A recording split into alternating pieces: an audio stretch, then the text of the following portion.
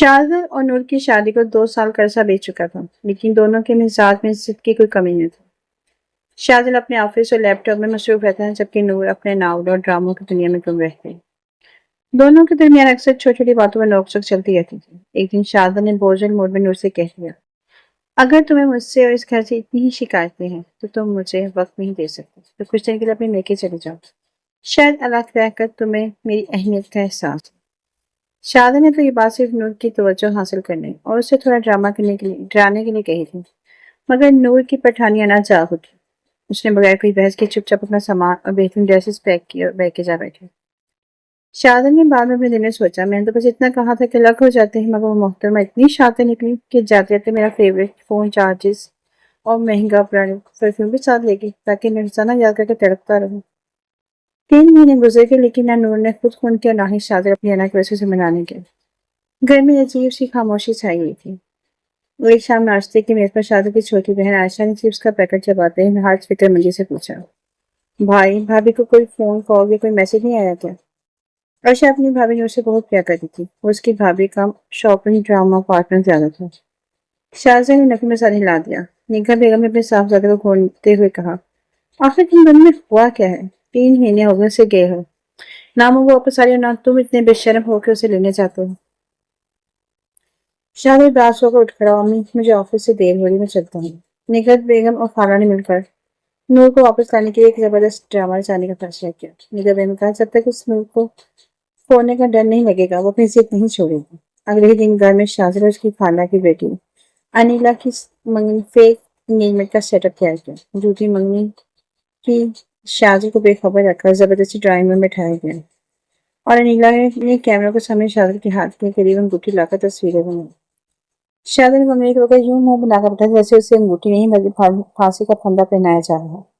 دوسری طرف عائشہ نے چپکے سے وہ تصویریں نور کو واٹس ایپ کر دی اور لکھا، بھابھی ایمرجنسی، آپ کے شوہر کی تو انگوٹھی پلیٹ ہو رہی ہے۔ موبائل پر شاذر اور انیلا کی منگنی کی تصویر دیکھتے نور کا پارا 7 پہنچ گیا۔ اس کا سارا غصہ ضد ایک سیکنڈ میں غائب ہو گئی اور اس کی طرح شوہر کو بچانے کے جذبے میں لے لی۔ میری غیر موجودگی میری چیز پر قبضہ، یہ نیلا اپنے آپ کو سمجھتی کیا ہے؟ نور نے فوراً اپنا سب سے بہترین سوٹ پہنا، ہاتھ میں بھاری بیگ اٹھایا اور سیدھی سے اس رات پہنچ گئی۔ اس نے گھر کا دروازہ یوں کھولا جیسے دھماکہ ہوا۔ سامنے خالہ اور نیلا مٹھائی کھا رہی تھی۔ نور نے جا کر مٹھائی کا تھال اٹھایا، بولی، واہ خالہ جی، دوسروں کو بسایا گھر اجاڑ کر جلیبیاں کھائی جا رہی ہیں، اور انیلا تم ذرا ہاتھ دکھاؤ، کہاں ہے وہ انگوٹھی؟ انیلا گھبرا کر پیچھے ہوئی تو نور نے شاذر کا ہاتھ پکڑا، گھسیٹتے ہوئے کمرے میں لے گئی۔ کمرے میں جاتے ہی نور نے دروازہ بند کیا اور شاذر کا پرس پکڑا۔ تم اتنے بے وفا نکلے شاذر، 3 مہینے میں تم نے دوسری منگنی بھی کر لی۔ میں تو بس تمہارا امتحان لے رہی تھی۔ نور خدا کا خوف کرو، مجھے تو پتہ بھی نہیں تھا۔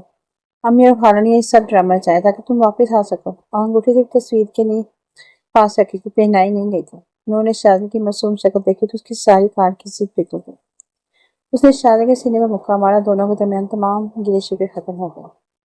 نور کو پچھلے 2-3 دنوں سے مسلسل چکر آ رہے تھے اور صبح کو وقت طبیعت بھی سست رہتی تھی۔ نگہت بیگم نے ایئر سے اندازہ لگایا اور نور کو ڈاکٹر کے پاس لے گئی۔ معائنے کے بعد ڈاکٹر نے تصدیق کی نور ماں بننے والی ہے، اور اس خبر سے پورے گھر میں خوشیوں کی لہر دوڑ گئی۔ نگہت بیگم شکرانے کے نفل پڑھ کر نور کا ماتھا چوما خالہ سے بولی، دیکھا خالہ، میرا ڈرامہ کام آ گیا، اب تو میرا پوتا یا پوتنی آنے والی ہے، اب نیلا کے لیے کوئی اور رشتہ ڈھونڈے۔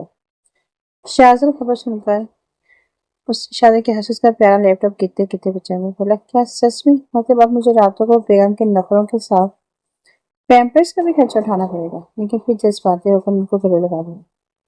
عائشہ کو بننے کی خوشی میں ناچنے لگی اور فوراً آن لائن بیبی شاپنگ شروع کر دی۔ ماہوں سال کا سفر طے ہوا اور وہ خوبصورت دن بھی آ ہی گیا جس کا پورے گھر کو بے صبری سے انتظار تھا۔ ہسپتال کے رومال کے ایریا سے جیسی ڈاکٹر مسکراتی ہی باہر نکلی اور نگہت بیگم کی گود میں ایک ننھی منھی چاند سے پری تھم، پورے خاندان کی خوشی کا کوئی ٹھکانہ نہیں رہا۔ گلابی پنک کپڑوں میں لپٹی ہوئی گول مٹول سی ننھی پری نے جب پہلی بار اپنی چھوٹی سی آنکھ کھولی تو شاذر کا دل خوشی کے جذبات سے لبریز ہو گیا، جو شاذر کبھی اپنے لیپ ٹاپ سے نظر نہیں ہٹاتا تھا۔ اب وہ دن رات اپنی بیٹی کو گود میں اٹھائے لوری کھاتے اس کی چھوٹی چھوٹی انگلیوں کو چومتے نہیں تھکتا تھا۔ نور مسکرا کر طنز کرتی، شاذر صاحب اب لیپ ٹاپ پر کیا ہوا؟ تو شاذر ہنس کر کہتا، میری اصل دنیا تو اب میری یہ ننھی شہزادی ہے۔ دادی اماں نے خوشی میں پورے محلے میں مٹھائیاں بانٹی اور فوراً بولی، میری پوتی بالکل اپنی دادی پر گئی ہے، اتنی خوبصورت اور سمجھدار۔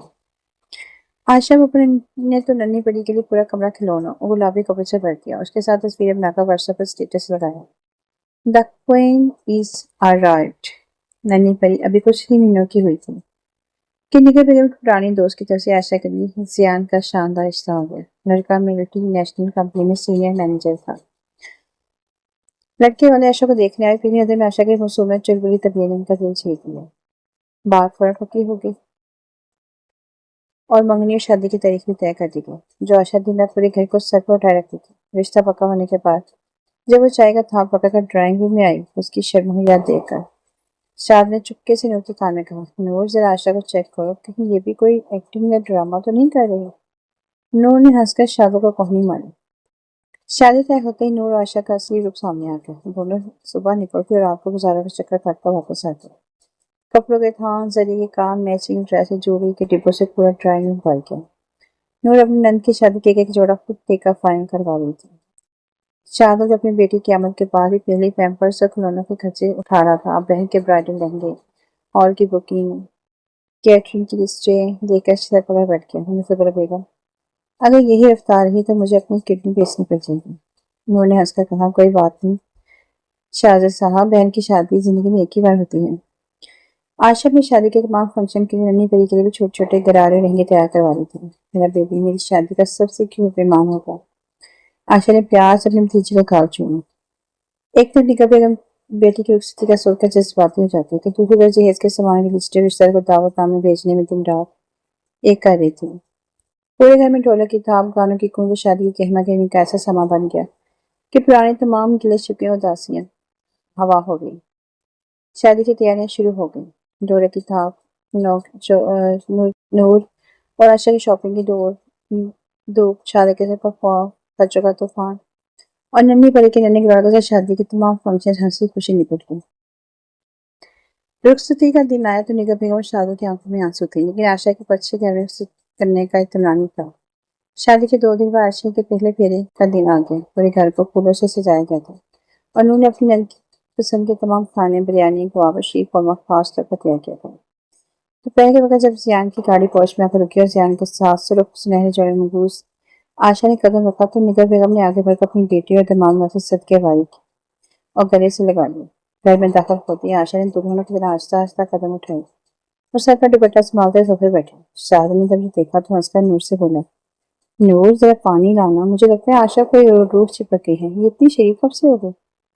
आशा ने फौरन अपना असली रूप दिखाया और शाहद को फूल कर बोली, भाई अब मैं शादीशुदा हूँ, फिर इज्जत से बात करी और जियान के सामने तो बिल्कुल मेरी पुरानी शादी न पाइएगा।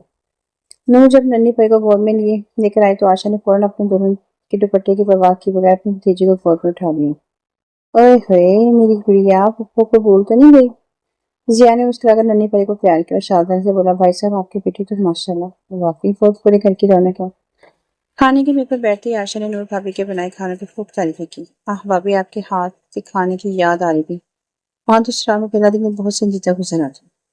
जिया ने हंसकर कहा, जी अम्मी, ये आपके सामने शरीर बन गया, वरना गाड़ी में आते हुए मुसलसल शॉपिंग और ड्रामों की बातें करी थी।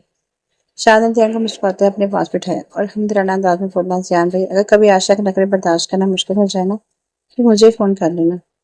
मेरे पास उसकी बचपन की सारी ब्लैक वाली तस्वीरें मौजूद हैं। इस पर पूरे ड्राइंग में कहका गूंज उठा। आशा के पहले फेरे ने घर की पूरी रौनकों को दोबारा ताजा कर दिया। निगर बेगम का चेहरा बेटी की खुशी फरम देखकर पुरस्कून था, जबकि नूर और शादल अपनी नन्ही परी के साथ एक मुकम्मल और मोहब्बत भरी जिंदगी की खूबसूरत सफर पर गामज़न थे।